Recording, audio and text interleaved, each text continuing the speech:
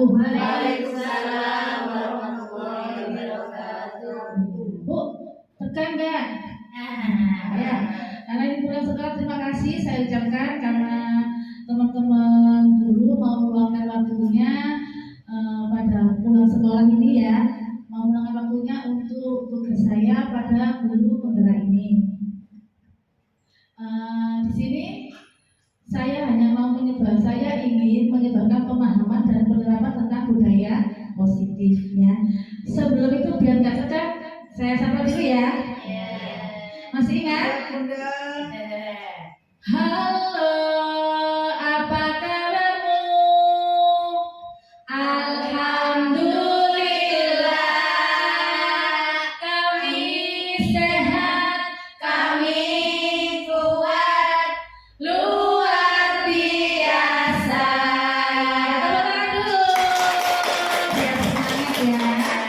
Nah, ini Bunda, hari ini saya menyebarkan tentang pemahaman dan penerapan tentang budaya positif. Ya, biar kita tidak terlalu sepaneng ya Bunda. Coba sekarang main tebakan yuk. Ayo. Coba di sini ada gambar apa kan Bunda? Coba Bunda hitung pada gambar gajah ini ada berapa gambar ya? Ada berapa gambar binatang? Binatangnya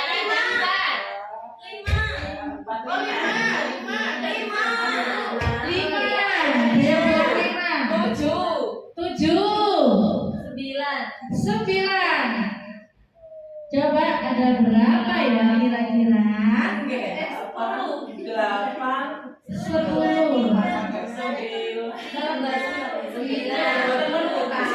Saya kasih waktu 5 menit aja nggak apa-apa. Ayo coba. Ini untuk mengetes daya pikir daya ketiga ya.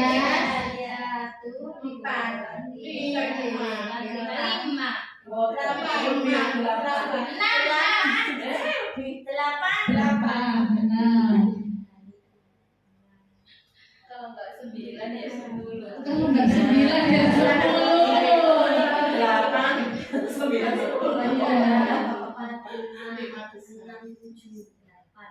8. Yo, berapa lagi? Mungkin ada lagi? Oh, masih bingung ini kayaknya masih bingung mau nggak? Semangat ya Bun ya, jadi semangat ya. Iya, ayo coba. 9 kayaknya.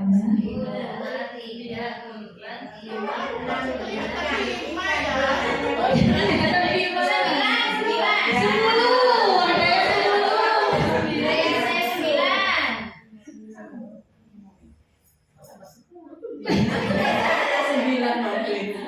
Iya. Ada tikus, ada kucing, ada anjing, ada sapi. Bon, boneka ada berapa? Kalau boneka ada berapa? 9. Coba boneka kalau 9 itu coba yang keras ya boneka ya. Nah, boneka dulu. Apa saja boneka 9 itu? Kucing, tikus, anjing, terus kuda, kupu-kupu, terus capung, gajah, kura-kura, ikan. Kurang 1. 9 ya tadi ya? Oh, kalau 9 sudah. Iya.